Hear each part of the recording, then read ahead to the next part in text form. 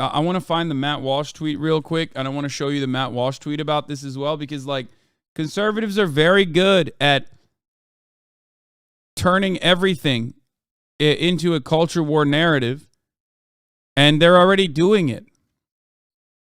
In between Matt Walsh's like, you know, endless sea of tweets about how trans people need to be murdered on the streets or whatever, he decided to talk about he decided to talk about what happened here.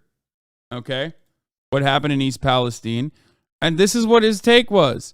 It's too bad that the people in Ohio currently being poisoned by toxic fumes the government released into the air are mostly working class white people. They don't check any of the identity boxes necessary for the Biden administration to give a damn. Now, that is, of course, an idiotic tweet, especially because environmental racism is a real thing, okay? And black and brown people, historically marginalized people, are impacted by environmental disasters even worse. But ultimately, it doesn't matter. This is a uniting factor. Class solidarity should be the conversation here. Yes, the government, capital owners, and their servants in the government do not care about working class people, whether they are white or black. If they're poor, they're poor. That's it. You think about Flint, Michigan, but another part of that story is places like Pittsburgh. Places where white people live also have contaminated lead poisoning or corroded materials that are in their piping that end up ruining the fucking water supply. Okay? The targeted attack that cut off power to more than 45,000 people. So how is it that we are suggesting it is accidental? It's not accidental. It is by design. It's corporate deregulation. It's corporate greed. That is the reason why this happened and will continue to happen. Right here, direct statements in the press. Extremist groups did attack our power grid. What about the train? Remember when It's Going Down, the far left extremist website, gave instructions on how to derail trains? And now trains are derailing and they're full of chemicals and they're exploding. Yeah, I don't know. Trains derail, man. They really do. So what can be said? Is it a network of terrorists that are attacking our grid? And maybe. The attack that Tim is talking about was from right-wing and neo-Nazi extremists. He's equating Antifa with the attacks of right-wingers. Amazing bad faith piece of shit. Yeah, the power grid attacks were staged by right-wingers. The worst part about it is the DOJ has known that the fucking psychotic right-wing terrorists have been planning, plotting, and even openly stating that they're going to do power grid attacks. It's in my opinion, the media dropping the ball once again, not covering it as such. The article he's reading most likely fucking mentions that it's right-wingers, by the way, which he probably conveniently fucking didn't cover or didn't mention. When he says like it's a terrorist, he's talking about fucking right-wing terrorists. Here you go. Where the fuck's the article? God damn it. Reuters at this point is just like, FBI charges neo-Nazi leader in plot to attack the Baltimore power grid. An individual resembling and believed by the FBI to be the suspect, Sarah Clendaniel from Maryland, holding a rifle and clad in tactical gear, is seen in this undated image. It's so fucking insane. It's like these guys, even when it's their fans that they have whipped up into anger and who turn around and act out of like racial animosity that they learn from these right-wing fucking outlets, end up, following up on their psychotic, violent desires. It's still Antifa. It's still left-wing. It's still left-wing terrorism. Here is Chris Hayes talking about it and how Republicans are utilizing the Ohio train disaster to pursue culture wars and ignore solutions, which is so fucked up because it's the Republican attitude. It's neoliberal attitude and neoliberal policies that has caused this derailment. Okay, it's deregulation that has caused this derailment and will cause many more. And also, if you want to do this like this is because it's white people being attacked, as Matt Walsh said, no, that's not true. This kind of environmental catastrophe is a permanent fixture in black and brown neighborhoods. This message is for the white people. And I'm just going to tell it to you straight because maybe someone else will. And I'm not going to, I already can tell, I'm not going to like the framing of this because it still ends up framing black and brown working class individuals against white working class individuals. And I don't like that across the board. It's just like, this is a moment of solidarity. It's a moment where you recognize that like your class position still absolutely eviscerates your way of existence. You know, I just don't, I don't know. I don't know what the purpose is, but let's see. Maybe he will express solidarity. I want you to hear here first. East Palestine, I look at the demographics. For all intents and purposes, that's an all-white town. Yeah, we should be letting class position trump racial scars in this case. This is unironically a case where your class position, which, by the way, racial violence, for those of you who don't understand this very basic fact, racial violence is doled out through class violence more often than individual acts of racism. Okay? Does individual acts of racism or does systemic racism often occur as a consequence of people, seeing someone being black and acting out of animosity? Absolutely. But the overwhelming majority of race-based violence, structural violence, is still dished out through the form of class violence. On the other side of it, right-wingers recognize this. Class still supersedes race in intersectionality. Okay? It does. That's why every fucking human being understands that Oprah, okay, despite being a black woman, is still in a more profoundly fortunate position as a billionaire than a white homeless person. Okay? It's so silly. When you talk about black existence and white existence, when you talk about black working class and white working class individuals, you need to look at the same class position, usually, in order to differentiate the additional hurdles that black people need to overcome. Extreme, but okay. Yeah, I'm using an extreme example because people constantly hit the class reductionist blah, blah, blah button. Okay? But ultimately, it's stupid. Had that been Savannah,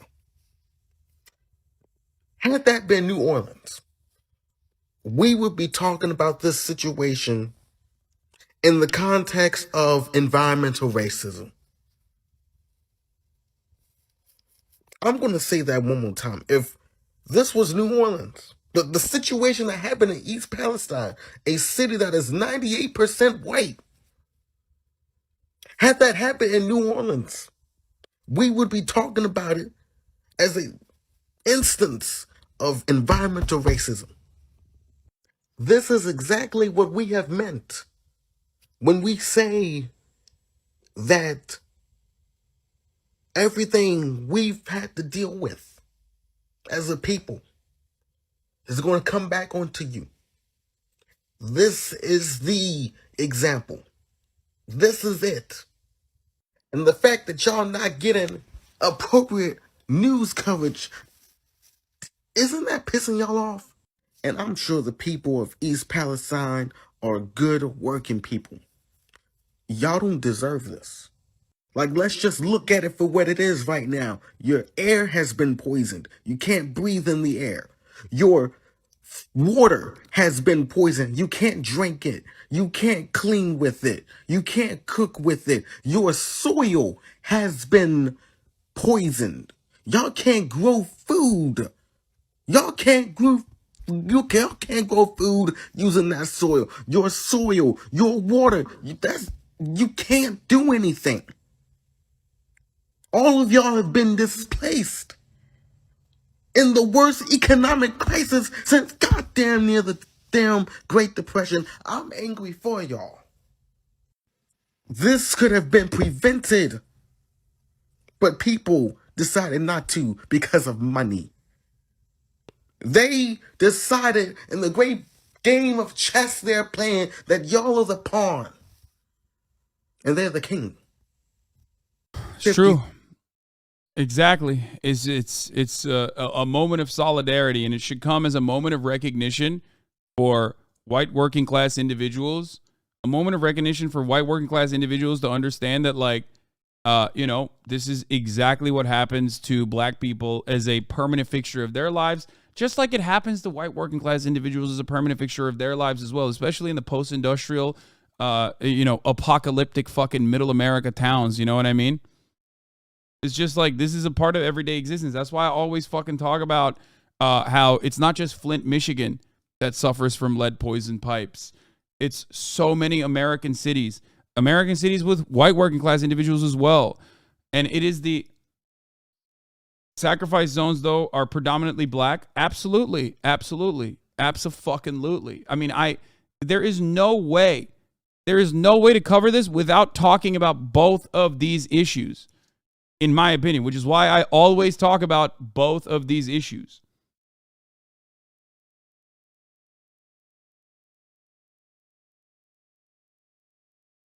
$3,000. The company that's responsible for this is deciding to give y'all. That's not even a penny off the dollar.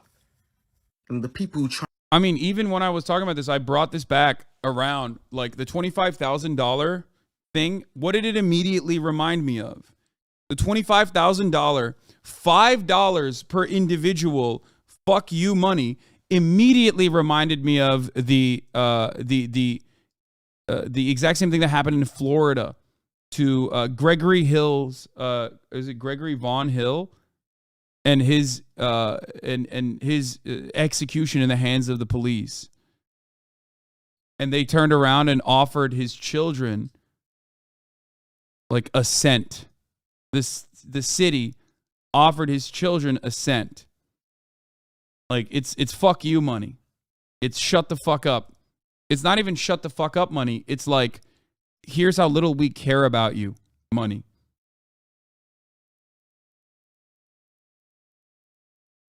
That's how it works.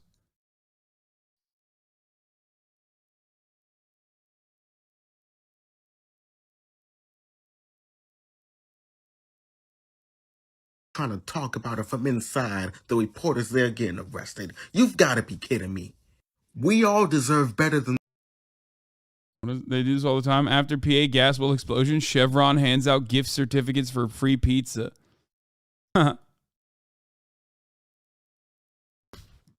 Yeah. There you go. Come on, man.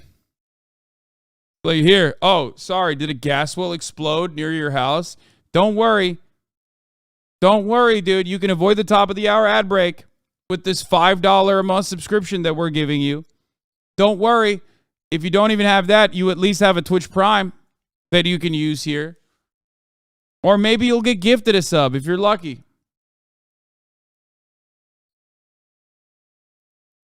It's fuck you. It's like, it's not even restitution. It's not even hush money. Even hush money would be fucked up in this circumstance, all things considered.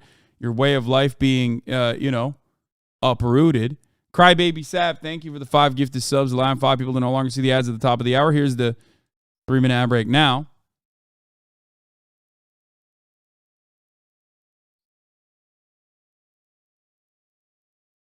Pink Oleander, thank you for the 5 gifted subs. Sorry, were you being serious when you said they gave him a cent, or was that an exaggeration? No, it was not. When I talk about police brutality in the United States of America, a lot of things that you would consider as a normal, moral human being to be completely abhorrent are unfortunate realities, okay? This is real. This man was executed in his home, in his garage, by fucking cops. And his family was given $4 total. And they take a percentage of that too. So they were getting mere pennies. Trinrec, thank you for the 5 get the subs. Shush Jordan, thank you for the 5 get the subs. Serpentin Axe, thank you for the 5 get the subs. And Pink Oleander, thank you for the 5 gifted subs. Yeah.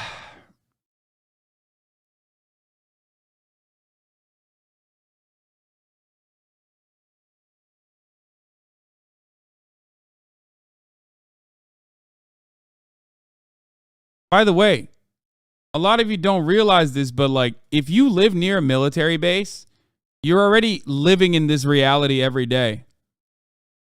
Okay? There are places where the American military has quite literally fucking destroyed the delicate ecological structures. Okay? Hawaii being a great example, but it's not just Hawaii. Everywhere. You don't even fucking know about it. You don't even hear about it. You don't even think about it. Every place. PFAS exposure, a widespread problem for troops and families nationwide. Doris Brock's husband was diagnosed with stage 4 bladder and prostate cancer in 2015. His urologist asked him if he'd served in Vietnam. The cancer, the doctor said, was similar to what he'd seen in Vietnam veterans who'd been exposed to toxins like Agent Orange. The answer was no. But he served for 35 years as a member of the Air National Guard at Pease Air Force Base in New Hampshire, retiring as a Chief Master Sergeant.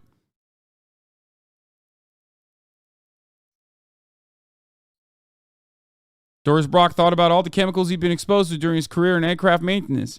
Trichloroethylene, PD668O, different types of solvents, PFAS like the very back of my mind.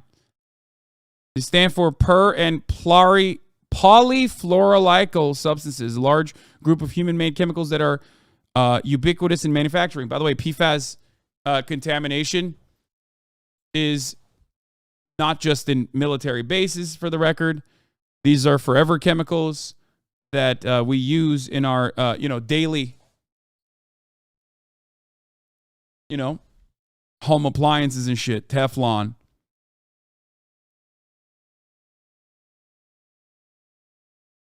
This is, it's not an accident that Americans are fucking so cancer-ridden.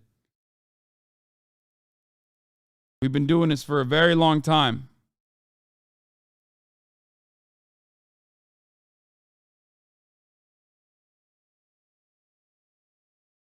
I don't even know how to describe it. This is everywhere. It's in everything. I don't know. We already have it. We're fucking cooked. There's not really much we can do about it. I don't know what else to even say.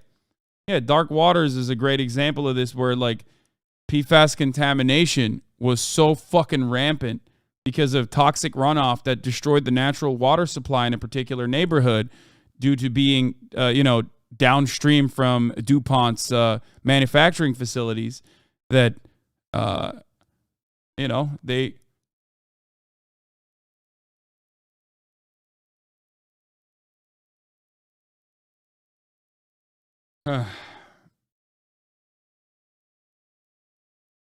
It's not only cancer. A lot of the forever chemicals are estrogenic and cause hormonal issues all over the place. Did my thesis on it. No one cares. It's one of those things that's just considered unavoidable at this point. I don't know. I feel like it's just something that we don't even want to think about, because if we think about it too much, it'll break our fucking minds. It'll break our brains. It'll make us go crazy. But it is a reality.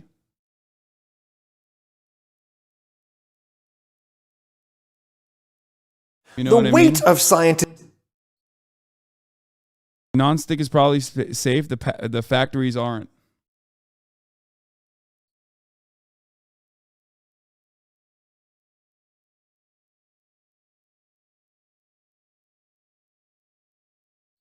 A couple weeks ago, the U.S. Space Force accidentally dumped 700 gallons of fuel onto Haleakala Mountain on my home island of Maui, Hawaii. Yep. Anyway, let's look, though. We are not talking about any of this because it's something that impacts everyone. And it's not even fucking... Bro, this shit is so much a permanent fixture of like our existence that rich people get this contamination too, for the record. Like, maybe they'll have better treatments down the line, but everyone's getting it. That's how capitalism works. Capital owners will sacrifice their children and even themselves for short-term benefits. They will then spend an entire lifetime trying to avoid the worst outcomes. But that's just how it works. Meanwhile, here's the culture war. Good evening from New York. I'm Chris Hayes. When a party wins a new majority in Congress, generally what they want to do is hit the ground running. So far, the Republicans have not done that. After an interminable series of votes, historic, in fact, House Republicans did finally elect Kevin McCarthy Speaker of the House.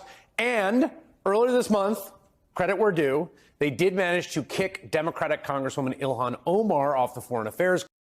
Chris Hayes is the only motherfucker on MSNBC that's like, you know, pretty good. I mean, I guess technically Mehdi Hassan is also on MSNBC, but Chris Hayes consistently doing diligent and good reporting and good commentary. Committee for reasons they weren't really able to articulate. But apart from that, on issues of actual substance, they've got nothing to show for their majority. As the New York Times put it somewhat diplomatically, 6 weeks into the majority, Republican leaders have found themselves paralyzed on some of the biggest issues they promised to address as they pressed to win control of the House last year. More simply, you might say Republicans are in disarray. And it really shouldn't be this hard. This is governing on easy mode. Chris is a bit of a HasanAbi head as well. But, you know. Because Republicans only control the House while Democrats control the Senate and the White House. They don't even need to worry about passing something that could just become law. It's literally all just messaging bills. And they somehow can't even do that right. After running a midterm campaign on inflation and gas prices and crime, they've done nothing to even symbolically address those issues. Instead, they've turned Congress into the legislative branch of Fox News, holding these hearings about why their Twitter accounts were banned and promising to investigate why a TV provider dropped Newsmax. And yes, you can chalk a lot of this up to the personalities at issue, the kinds of people who excel in modern Republican politics, the fractiousness, the MAGA caucus calling the shots in a narrow majority. But that doesn't explain it all. I actually think there's something much deeper at play. I have a theory here. And an illustration of that theory in action is all on display right now in the reaction to the train derailment disaster in Ohio. So, as you've likely heard, as Mehdi covered on the program last night, train carrying chemicals, including a toxic flammable gas called vinyl chloride, derailed near the Ohio-Pennsylvania border earlier this month.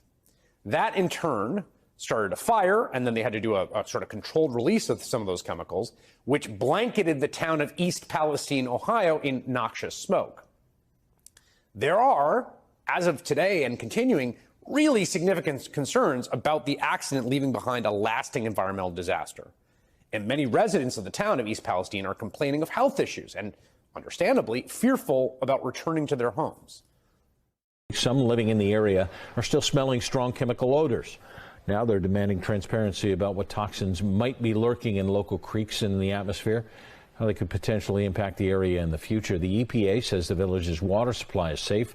Residents are worried that homes with well water may be at risk. And residents say they want long-term testing with the results publicly posted. When journalists in the New Republic interviewed people on the ground, including a woman whose family donned N95 masks and gloves before entering their contaminated home, only to find, quote, after leaving her eyes burned and itched, her throat was sore, she had a rash, her husband and both her sisters had migraines. Another woman who lives by the accident site, quote, has suffered from a sore throat while her 8-month-old baby has suffered respiratory issues.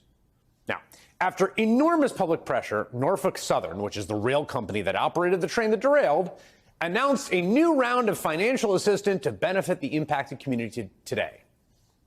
But it's pretty clear that a lot more needs to be done for the people of East Palestine. And this is where we come to what I think is the sort of fundamental failure of the Republican Party right now.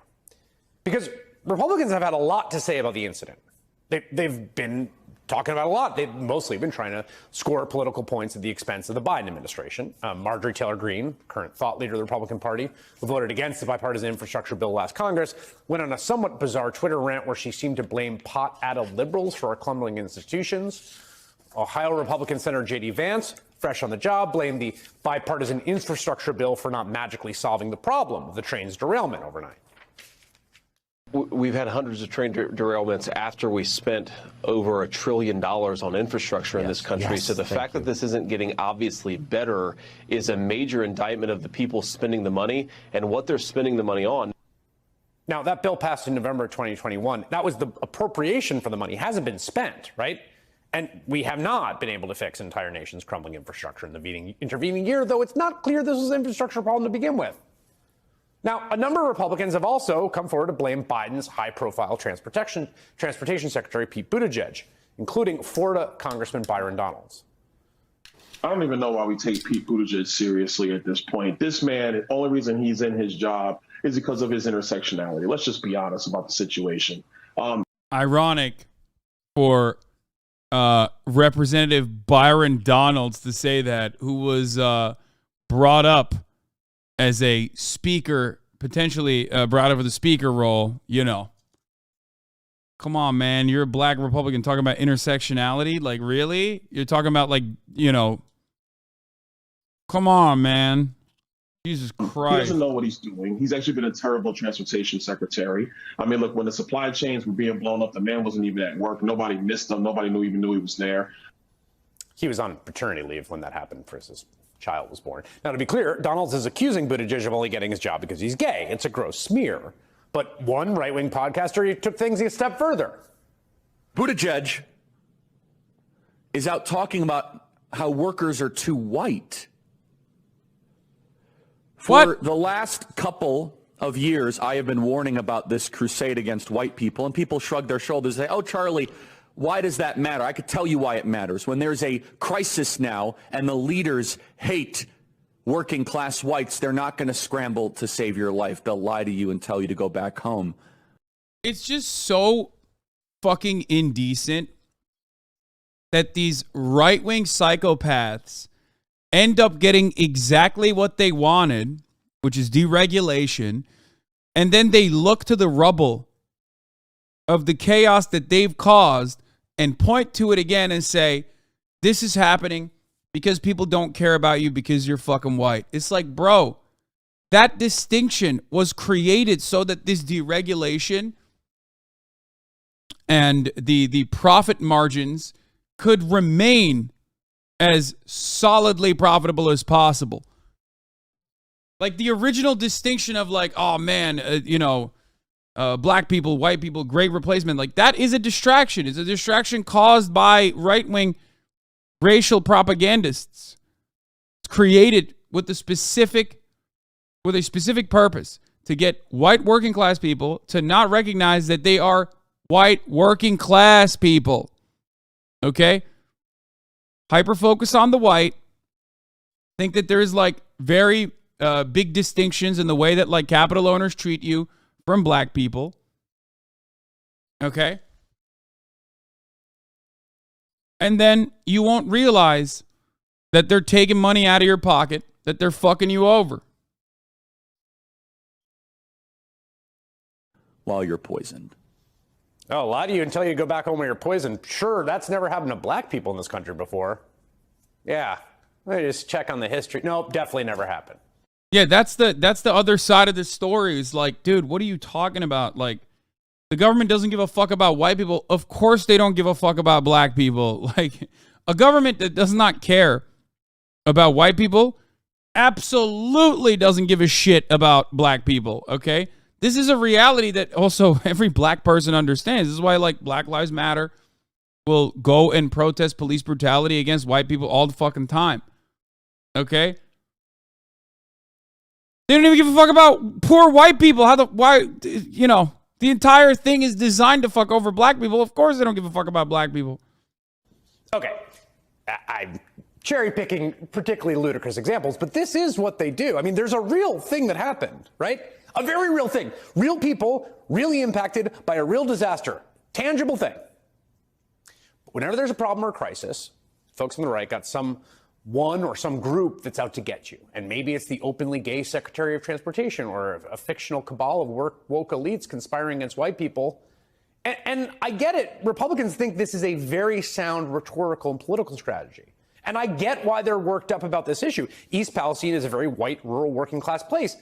It's the kind of town Donald Trump and Fox News tell you has been forgotten by woke elites. And when they say it's been forgotten and left behind, they're not entirely wrong. There's a real nugget of truth there.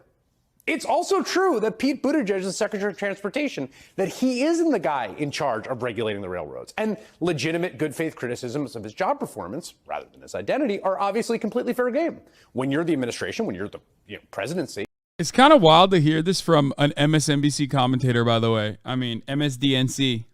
This is the stuff you got to answer for. There's a major train derailment on your watch. Okay, so far so good. There's a real problem, right? Pete Buttigieg really is the transportation secretary. But here's where all of a sudden it ends. Republicans can complain all they want, but what do you want to do? What do you want to do? They can't really offer any real solutions because in the end, this is a classic story about corporate interest and regulation. Big corporations like the railroad companies, Norfolk Southern, and the chemical companies whose chemicals they transport have every monetary incentive under shareholder capitalism to keep regulation light, right? So their costs stay low. And then if something goes bad, they can externalize the costs of disasters like this, right? The government in turn has a responsibility to push regulation anyway to prevent the burden of disasters like this falling on regular folks like those in the town of East Palestine. For liberals like myself, this is all a pretty clear story. The solutions here are pretty clear. We should probably have better regulation and stronger worker power. Here's one example, right? For instance, there was an Obama-era train braking rule specifically for cars carrying flammable materials. They had to upgrade their braking.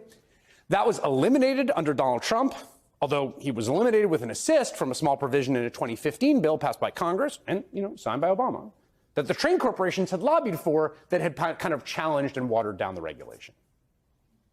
Now, in this case, it wasn't the braking, we think. There was a fire on the train before it derailed. But again, that's the kind of prudential safety regulation you want to look at. Like, okay, maybe we need to upgrade safety regulatory standards on train cars like this. You can also make polluters pay for the cleanup costs of disasters caused by their products and services, like the Superfund site situation. Okay, again, these are just two straightforward answers, policy answers, that will make people's lives tangibly better or at least address the problem. But here's the thing. Contemporary conservatives in the Republican Party can't offer those types of solutions. Can they say, you know what? We need to regulate the railroad companies. No. Are they going to say that? Let's stick it to the greedy companies, soak the rich. They can't do that. Yeah, which is why they turned the conversation back on like, oh, they don't care about you because you're white. No, motherfucker. They don't care about you because you're poor. Okay? They want you to remain poor so they can continue to not care about you. That's what libs want to do. Conservatives are not ideologically disposed to those types of ambers. More importantly, the entire superstructure of Republican politics, including their donors, won't let them do it. No matter how much lip service they pay to regular working folks on their various podcasts, the Republican Party is fundamentally, when the chips are down, when it's time for the rubber to hit the road, when it's time to govern, beholden to the rich and corporate interests. And there are conservatives watching this right now who will see this clip who will agree with me. I promise you. Here's example number one, Kevin McCarthy, the new Speaker of the House, top Republican in the country, essentially letting his buddy, Jeff Miller, who's like a top corporate lobbyist, basically help run the party.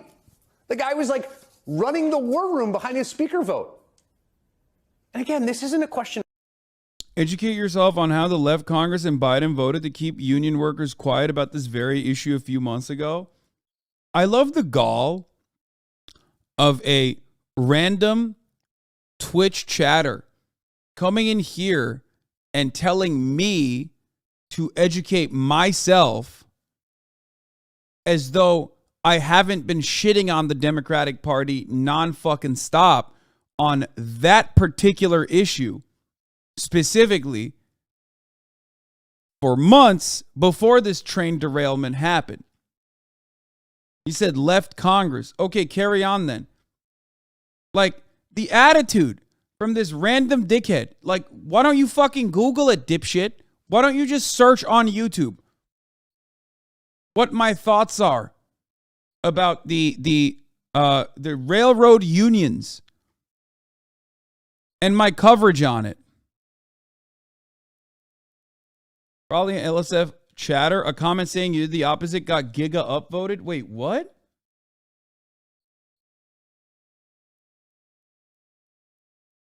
People, all right, let's get into some labor use. People just make shit up about me now. Is that what it is? They just, I mean, they always do, but like they just say the exact opposite of what I actually have been advocating for. Is that what it is? It's way easier to assume what you think and attack that, though.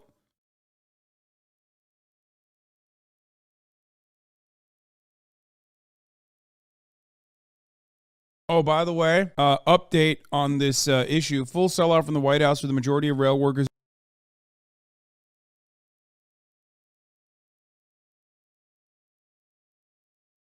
I don't understand. I've done numerous videos on this. I don't even bother finding hate comments anymore because they just attract straw man. They just attack straw man arguments. That's crazy. Why do other people just like, instead of coming here or instead of like legitimately looking for the truth themselves, just go off of that?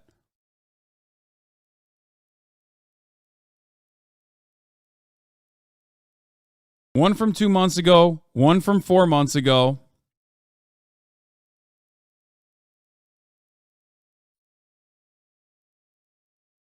Video title does make it seem like you're defending. Yeah, when I said Joe Biden is a traitor, has sided with railroad companies to stop a worker strike from happening after the workers did not agree to the tentative agreement.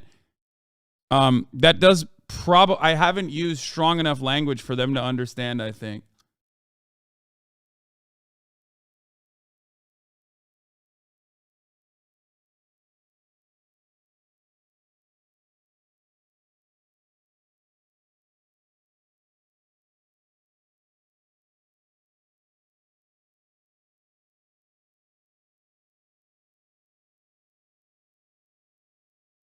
You read out a message of mine where I said I'm in the hater communities to see what they're saying a while ago. And yeah, they've been getting wilder recently. Like, what the fuck are they saying now? They just like, they literally just, I guess they just have decided they'll make up things that are the exact opposite when like the information is readily available. At least back in the day, they would try to clip some shit. At least back in the day, they would try to clip some shit that made it seem like I was saying the exact opposite of what I'm actually saying. Now, they just like don't even look at that.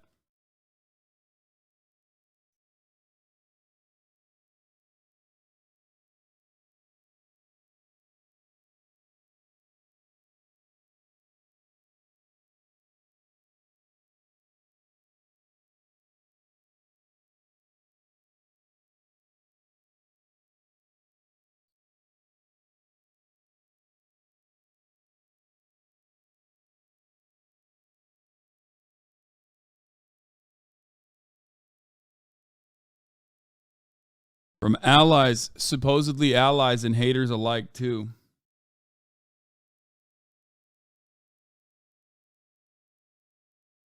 Anyway, let's continue. Of rhetoric. It's not a question of like sound bites and all that stuff. Politics is about interests and power and who the government helps and who it hurts and what it does. So what do Republicans really care about? There's a record here. What do they do when they had power? Well, they had a trifecta. They had the White House and the House and Senate, and they tried to repeal Obamacare, which, by the way, would have absolutely screwed over white working class voters. Their repeal plan. Even Tucker Carlson, the fake populist, frozen food heir, called Trump out for it. This bill has as one of its centerpieces a tax cut for investors that would primarily benefit people making over $250,000 a year. Already done pretty well in the past 10 years, as you know. Yeah. A Bloomberg analysis showed that counties that voted for you, middle class and working class counties, would do far less well under this bill than the counties that voted for Hillary, the more affluent counties. I know. It seems like maybe this isn't consistent with the message of the last election. No, a lot of things aren't consistent. Perfect. You ran on. We're going to screw over the we're going to go after the globalists and Hillary Clinton, the WikiLeaks, and we're going to help you. But now you're passing a tax cut for rich people and screwing over the you in that? I don't get it. Yeah, you have just put your finger on the contradiction at the heart of it all. Now, Obamacare repeal failed. So Republicans then moved on to Plan B. Again, what do you want to do with power? And it was the biggest tax cut since Ronald Reagan. They slashed the corporate tax rate. That's what they want to do. That was about it. That was the extent of the governing agenda. That's the problem with the modern Republican Party. Who they are, who they claim to be are fundamentally at odds. Because it's true, their base increasingly is rural working class voters. Folks who have real material needs, like the people in East Palestine who can't get into their home, that need to be met. But all they can offer them is culture war nonsense. The problem is your transportation secretary is gay. Because their corporate masters won't let them do anything to take on the big corporations or help workers or organize labor. And so what you get a lot of tweets. You got a page on the House Republican website advertising all their members' various podcasts. You could listen to all their podcasts. Look at that. They've all got podcasts. Good for them. On those podcasts, they rail against the liberal elites. But what you do not get is any real solution for actual real people. Yeah, nobody wants to work anymore. Everyone wants to be a fucking influencer. You know what I mean? The only difference between like my rhetoric and Chris Hayes' rhetoric is that like he obviously doesn't have the same liberties that I do, editorially speaking, to just like straight up be like, yeah, Pete Buttigieg sucks. Like straight up. Pete Buttigieg is, of course, a corporate slave. That's how he got to the position that he got to. By being a rabid attack dog for corporations. By working as a consultant. Everybody knows what that means, you know? And that Democrats also are not necessarily as powerless as they claim that they are in the face of this kind of oligarchy that they have also designed alongside the Republicans. Rail workers say they knew the train that derailed in East Palestine was dangerous. A freight train carrying toxic chemicals derailed 50 miles outside of Pittsburgh, forced thousands to evacuate, and created a toxic cloud. Workers knew the train has safety issues. Norfolk Southern Train 32N derailed just outside of East Palestine, Ohio, 50 miles northwest of Pittsburgh. 38 of the train's 150 cars plowed into each other and thundered to the ground. Some of the cars then burst into flames, and the flames damaged another 12 cars. Of the dozens of derailed cars, 5 were tankers containing vinyl chloride. We already know, an industrial chemical used to make hard plastic. Breathing in vinyl chloride is not good. It is carcinogen. Is a cancer-inducing chemical. Initially, the tankers containing the vinyl chloride did their jobs, protecting the dangerous chemical from leaking. But a rapid temperature change made the Norfolk Southern worried the tankers wouldn't hold, which would produce a massive explosion and release the known carcinogen into the air and ground just outside of a town where 1,000 people live. Carcinogenic is what I was going to say, but fucked it up. They chose to burn it instead, creating a giant smoke cloud that rose in the high air. It's too early to say what the long-term impact is, if any, of 32N's derailment will be, but it's also too early to say what caused 32N to go off the rails.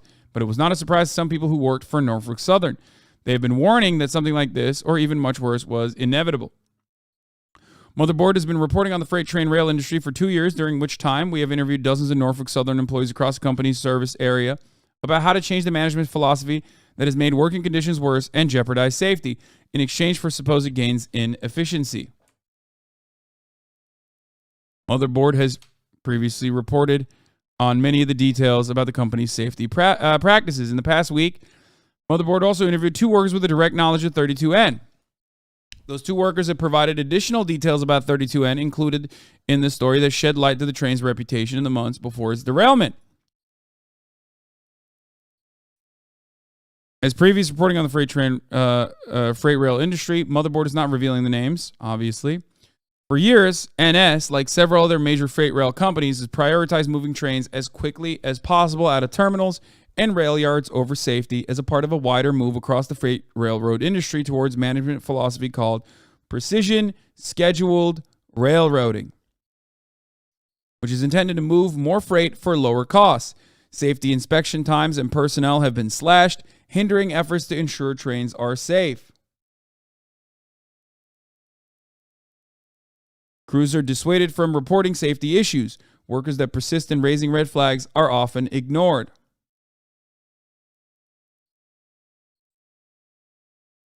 Norfolk Southern spokesperson Jeff DeGraff previously told Motherboard for a story on the safety impacts of PSR in 2021, Norfolk Southern is firmly committed to all levels of operating safely, protecting our employees and the communities that we serve.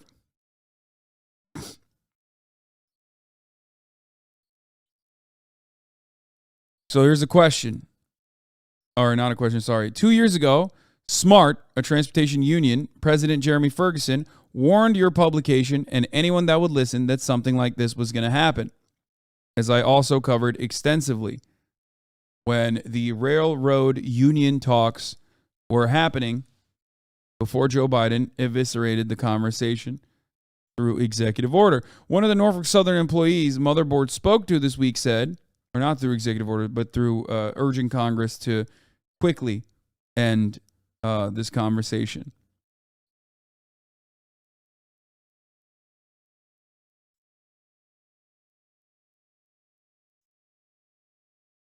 They're going to keep happening if regulators continue to allow this business model to ravage our nation's freight rail system in the pursuit of profit. My fear is that these corporations have so much money and political influence that nothing is going to change. And yeah, nothing is going to change.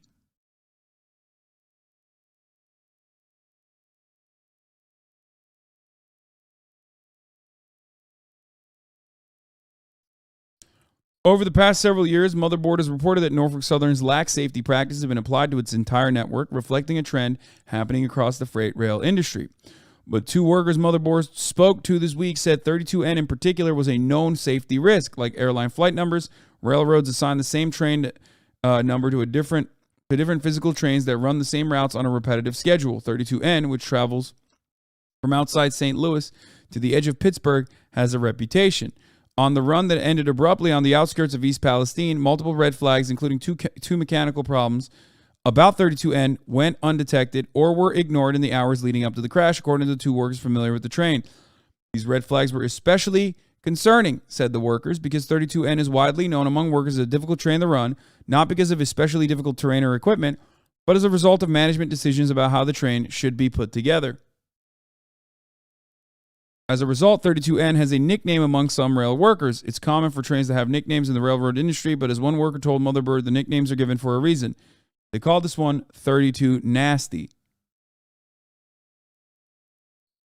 In a statement, Norfolk Southern spokesperson Connor Spielmaker told Motherboard that assigning a reputation to a train that fluctuates by thousands of tons on a regular basis is inaccurate, and that whatever the size of this particular run of 32N, it used to be bigger.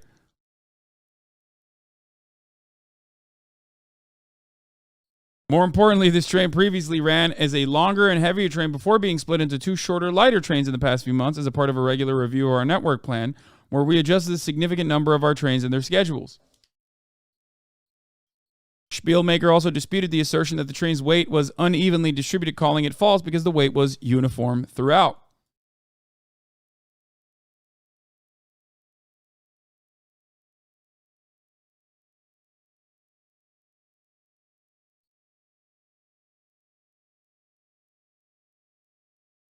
I work for a passenger railroad. This is years of deferred maintenance on tracks and train cars and maximizing train sets beyond what they should carry. Pair that with smaller train crews. It's capitalism working as intended, with the poor bearing the consequence. Yeah. I like that this This actually kind of reads as a threat, by the way, where they're basically saying, trust me, it could have been even worse than this. Like, it was even, there were more train cars, okay? There was more weight. Like, you should be lucky that only 32 out of the 150 cars were leaking contaminants, okay? Could have been even more than 150. You know, fuck yourself.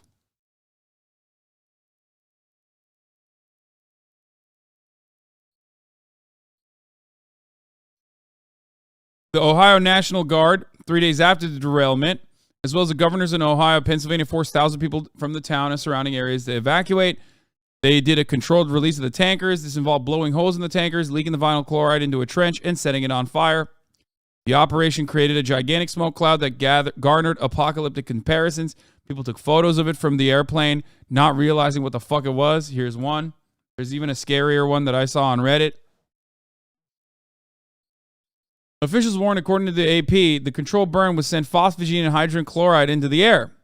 Phosgene was one of the several toxic chemicals used in World War I as a chemical weapon. Hydrogen chloride has strict exposure limits because the overexposure can result in chemical burns, respiratory failure, and death. Does anyone have the other picture? Authorities insisted the operation... Oh, here it is. Yeah, look at this shit, dude. Looking like a Chatter's mom. Just a gaping black hole.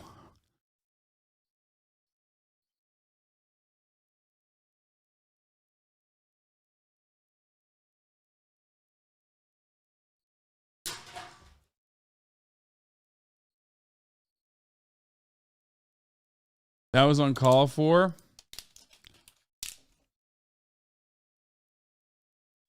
Unfollowed.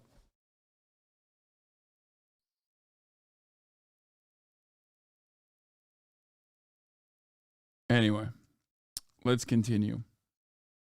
Looks like an oil spill in the sky. Yeah. Interesting way of putting it.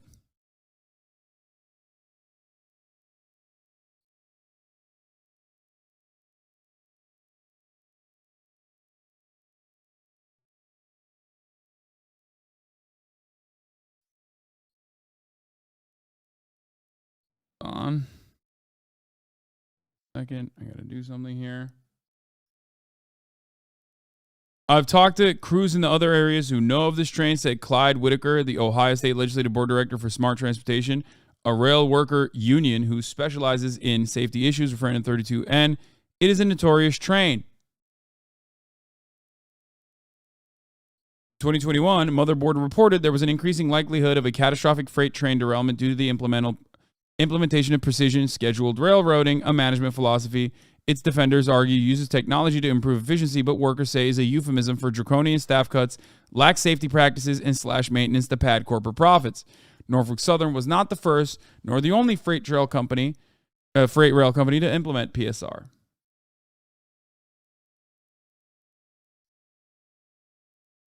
I urge you to understand that this is not the only freight train that is impacted by this. Whenever people talk about precision, whenever people talk about efficiency, understand that what they are talking about is cutting corners, okay? Efficiency and precision is capitalist speak for cutting corners and reducing the number of staff members, and cutting corners in the form of like basically getting away with whatever the fuck they can by not improving safety standards. You just know the McKinsey ghouls were behind the efficiency measures? Yeah. I mean, probably. It's not, that's the least surprising thing out of this story.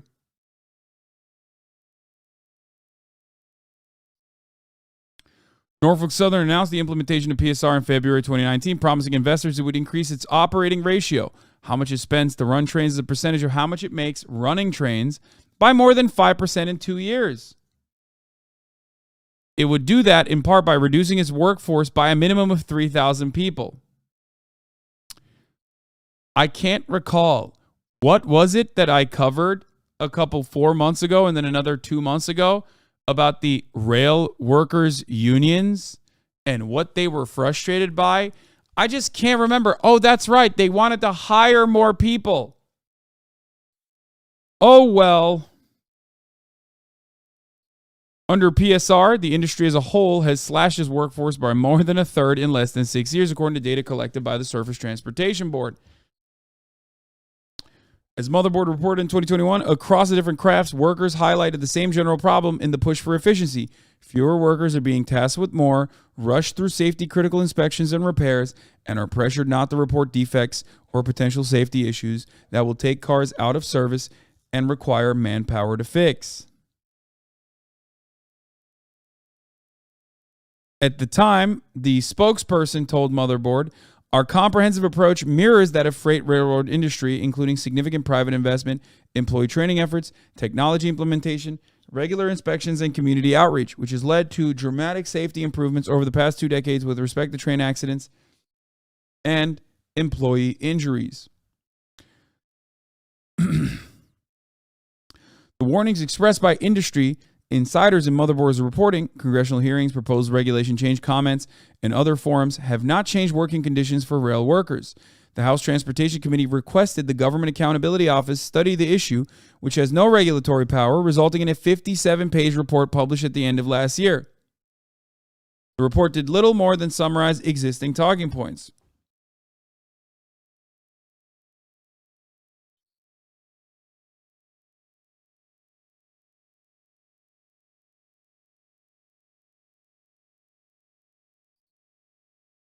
Whew. Anyway, that's what it is. It is what it is. Everyone knew about it. The people that knew about it, the people that knew about this problem that was going to inevitably happen and will continue to happen, raised the alarm bells numerous times. They did it in a very public manner as well. Okay? This is just like many other hidden industries that are responsible for our day-to-day existence, a very difficult fucking task, okay? But it's also a necessity. You have to have railroads. You have to have railroads carry toxic chemicals, okay?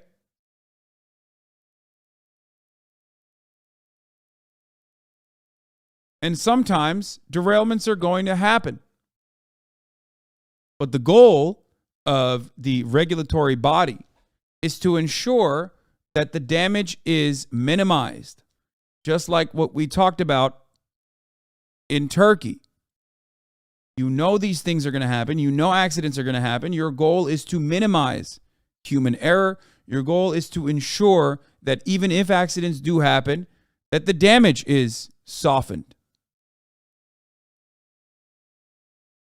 But of course, all of those things can be considered redundancies. Okay? Redundancies, however, save lives. And they want to do that in every aspect of our lives. They want to do that in commercial aviation, not just transportation, but like human beings flying on planes. They want to go after every facet because ultimately, profit rates have a tendency to decline. And when that happens, you got to find new ways of generating profit because profits have to keep going up, even though it doesn't want to. It can't. So how do you do that? By slowly but surely monopolizing sectors and inevitably raising costs or raising the prices, or reducing redundancies. Redundancies that were put in place and inked in blood as a consequence of regulations that were put forward when people died prior to a lack of such regulation. This is how this works. This is why I always say, all matter of rules and regulation is written in blood.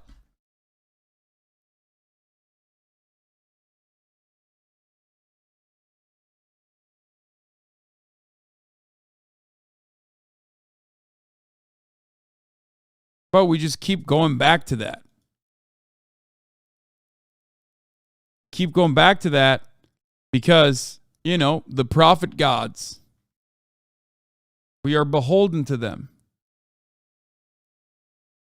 The only way to stop that is by creating stronger labor protections and allowing the labor unions to, advocate for best safety practices, because they know better. They know better than the executives, always.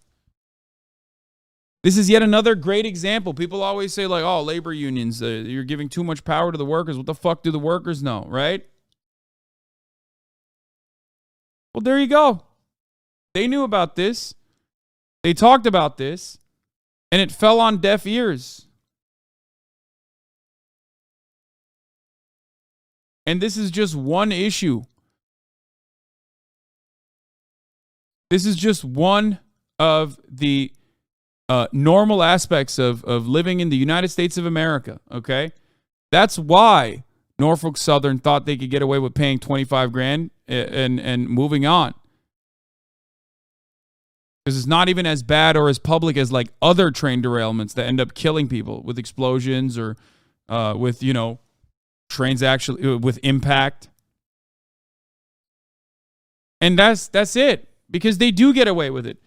It's no different than the 5 cops in the Scorpion unit that brutally executed with their bare hands Tyree Nichols. They were on camera talking shit. They didn't think they were going to get punished, because that is the normal standard operations. That's business as usual. So they didn't even think that they would get in trouble for it.